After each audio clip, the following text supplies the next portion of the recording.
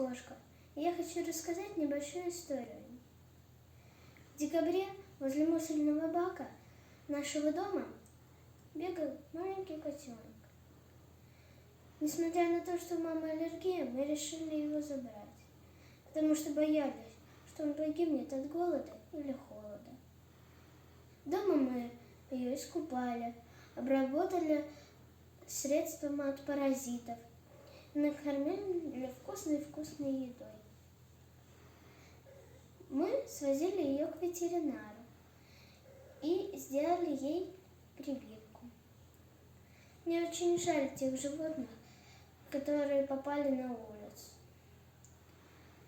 Вы можете, как и мы, подарить животным жизнь в теплом, уютном доме, забрать с улицы или из приюта.